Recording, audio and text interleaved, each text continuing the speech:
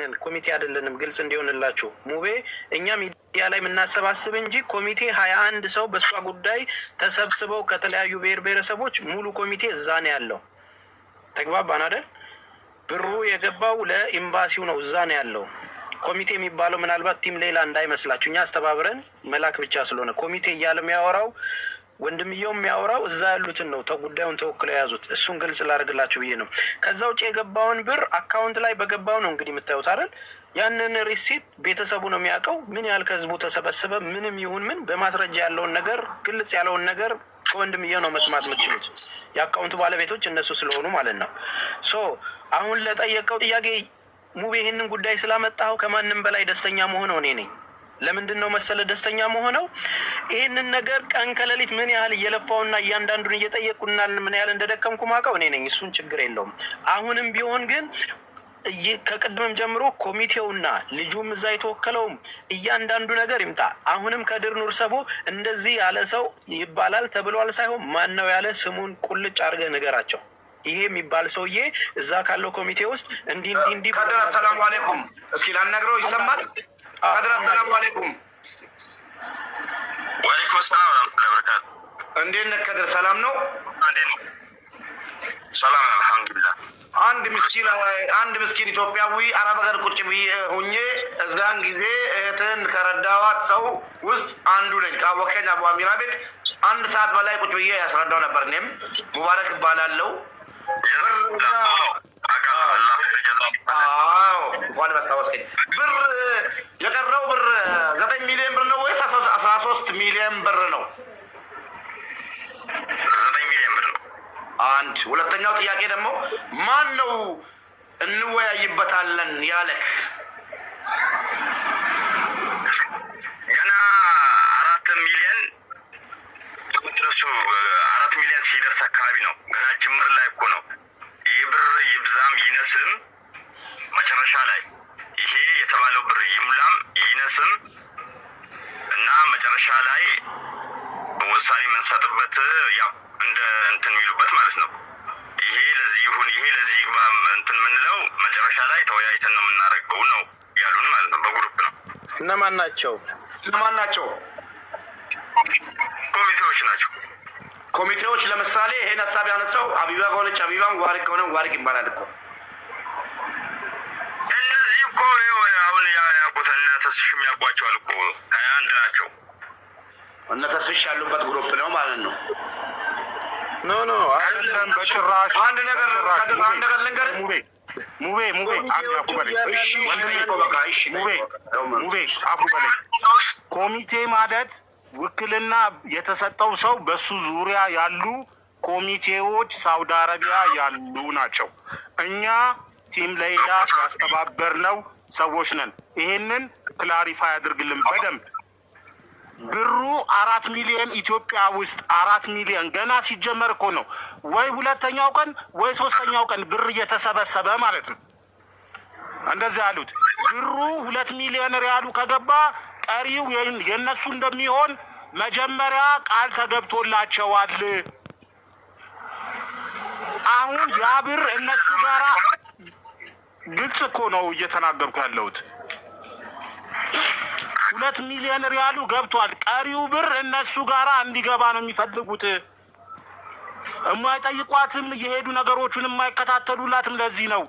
ጭራሽ አሁን ሌላ ነገር ባታናግሩኝ ምን አለ?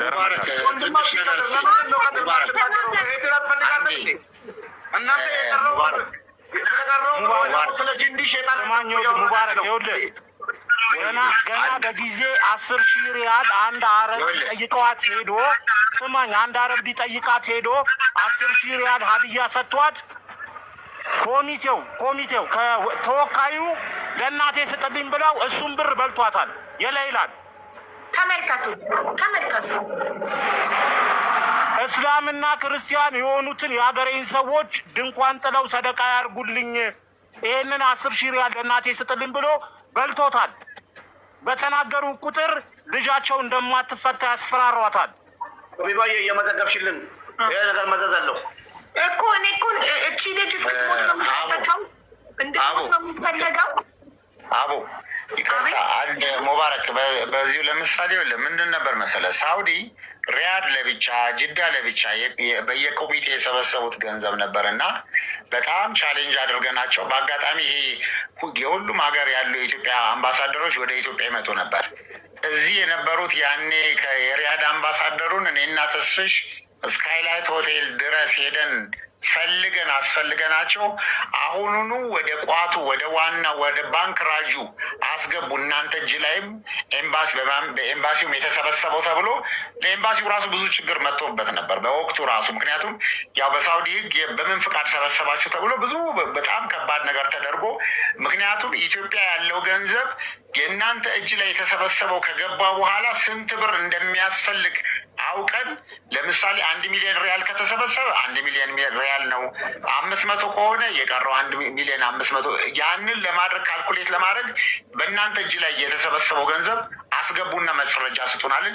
ልክ እነሱ አጠናቀው ሲያስገቡ ቅድም የነገርህን 1 ሚሊዮን 600 ምናምን ሪያል እንግዲህ መጨረሻ ላይ ራሱ ቁጥሩን በስንት መከራ አውቀን ነው የፋይናል ይሄ ባንክራጅ ውስጥ ያለውን ነገር ደግሞ ገንዘብ ራሱ የገባውን የሚያረጋግጥልህ የተወከለው ሰውዬ ነው። ማንም ሰው የሰው አካውንት ሄዶ ቼክ ማድረግ አይችልም። ካሊዶ ከዛ ቆይ ቆኖ ነው ከዛ በኋላ ይሄ የሙባሪክ ጥያቄ እኮ ግልጽ ነው።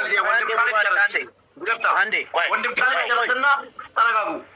ቆይ አይደለም ይኸውልህ ከዛ በኋላ ይሄ ሁሉ ይኸውልህ ቆይ ተስፋ አንዴ ጊዜ ቆይ አይደለም የጠየቀው ኖ ቆይ ወንድም ሙባሪክ የጠየቀው ጥያቄ ብሩ ተሰብስቦ የሄደበትን ነገር ማስረጃ ያንን ያለው ሰው ኮሚቴ ይምጣ ነው። አከተመ ምንም ዙሪያ እሱ ወደ እሱ እኮ ለመምጣት ነው። ተስፍሽ ይኸውልህ ምንድን ነው ይሄ ነገር ከተደረገ በኋላ የዚህ ሁሉ እኛ ዋጋ ከፈልን። ከአንድ ቦታ አምባሳደሮች ያረፉበት ሁሉ እዚህ ኢትዮጵያ መጥቷል ተብሎ ፈልገን ገንዘቡ ተጠቃሎ ከገባ በኋላ ከዛ ራሱ ስንት ኢትዮጵያ ሊታሰር እዛ መከራ ለምን ኩፖን የሸጡ ምን ተብሎ በጣም ብዙ ነገር ነበረ። ይሄ ሁሉ ከተደረገ በኋላ መጨረሻ ማስረጃ ሲገኝ ቤተሰቡ ይህን ያህል ብር ነው የሚጠበቅበት ተባለ። የዛን ገንዘብ ሂሳብ አሰላ። እዚህ ምንድነው የመጨረሻ የሚገርም 4 ቀን ቀርቶት ነበር። በነገራችን ላይ ገንዘቡ ሲላክ ቀኑ ሁሉ በስህተት ሁሉ ቀኑ አልፎ ሁሉ ነበር። ከዛው ማን ፈቃደኛ ተባለ መሰለ የሟች ቤተሰብ ሄዶ ይጠየቅና ፍቃደኛ ናችሁ ወይ ተብሎ ይቅርት ድጋሚ ቀን ማራዘሚያው የሚሰጡት ተብሎ የ1 ሳምንት ማራዘሚያ ተሰጥቶ ገባ ተባለ። እፎ ያለን በቃ እኛም ራሱ በቃ ከዛው ገባ ይከታተላል ተባለ። ኮሚቴ አሁን መጨረሻ ላይ ሳውዲ ይኸውልህ ትልልቅ እድሜ ያላቸው በ40 ዓመት የኖሩ 50 ዓመት የኖሩ ኮሚቴ ኢቨን አንዳንድ ጊዜ በምን አይነት ግጭት ሁሉ ነበር መሰለ ሙቤ ለምሳሌ እንዲህ ብለን እኛ እንኳን ሚዲያ ላይ ወጥተን ሴሌብሬት ለምሳሌ ልናደርግ እንዲህ ተደርጓል ስል እኛ ሳንፈቅድላችሁ አትናገሩ ትባላለ። ይሄ በቃ ራሱ የዚህ የሚዲያ ግጭት ሁሉ ነበር። ከዛ ወጣን። ከዛ በኋላ የፈለጉትን አድርገው በቃ ብሩ ገብቶ እንዲሆነ ብለው መግለጫ ከነሱ መረጃ የምናገኘው ከነሱ ስለነበረ ዞሮ አንዳንድ ጊዜ የልጅቷን ኢንፎርሜሽን ለማግኘት ብለህ ትለማመጣለህ። ያ ሁሉ በልምምጥ ተደርጎ ምን ተብሎ መሆነ ፋይናሊ በቃ መጨረሻ ቁልፉ እጅ ላይ ያለው ቤተሰቡ ላይ ነው። ቤተሰቧ ሄዶ ወኪሉን ሄዶ ቀይሮ አለቀ። በዛን ሰዓት እንኳን ያኔ የዛሬ ስንት ጊዜ ስንነጋገር 200 ሺህ ብር አያወጣም ነበር። ሄዶ በትኬት ሄዶ ተነጋግሮ ዛሬ እኮ እጃቸው ላይ የተቀመጠው ገንዘብ ሁሉ ወደታች ወርዷል እኮ። ሄደው አነጋግሩና ይጠየቅ ተባለ። በመሀልም እንግዲህ ያን ገንዘብ ላይ ደግሞ የሚወስን ሰው ስለነበረ መጨረሻ ላይ እነሱ መወሰን ቤተሰብ ወስኖ አሁን ልክ ዛሬ እንደተነሳው ነጥብ ክርክር ተነሳና በቃ ቤተሰቡ ይሂድ፣ እነዚህንም ኮሚቴ ወደዛ ይበል፣ ራሱ ያለችበት ሁኔታ ኤምባሲ ሄዶ አልቅሶ ምን ብሎ የልጅቷን ሁኔታ ያድርጋ ተባለ። የፍርድ ቤት ውሳኔው ከዛ በኋላ ይኸውላችሁ መጥቷል ተብሎ ወረቀቱ ሲመጣ ይሄ ማረጋጊያ ከዛው 6 ወር ቀርቷታል ተባለ። እንግዲህ ወንድሟም ይሄ ነገር ይነግራል። አሁን ያኔ ከተባለ ምናልባት 1 ወር ከምናምን ይቀራታል ልትወጣ ተብሎ ነው እኛም እየጠበቀን የነበረው። በመሀል ረመዳን መጣ። ተነስተን ወላሂ እኔም በራሴ ወጪ ተስፍሽ እንደውም በቃ እጅ ላይ ሳንቲም ከሌለ ሁሉ ወጪን የሸፍንን ሄደን ከዚህ ነገር እንገላገላለን። ምክንያቱም አንዳንድ ጊዜ ደረጃችን ጥሩ ሰራለሁ ብለህ በማይሆን ነገር ስሙ ሁሉ እንዳይነሳ በሚል አብረን እንሄዳለን ተባብለን ነበር።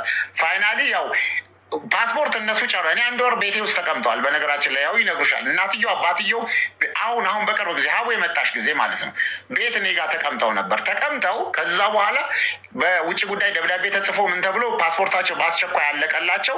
ከዛ ግን ውጭ ጉዳይ የቤተሰብነት ማረጋገጫ እዛ አለበዛ ማን አረብ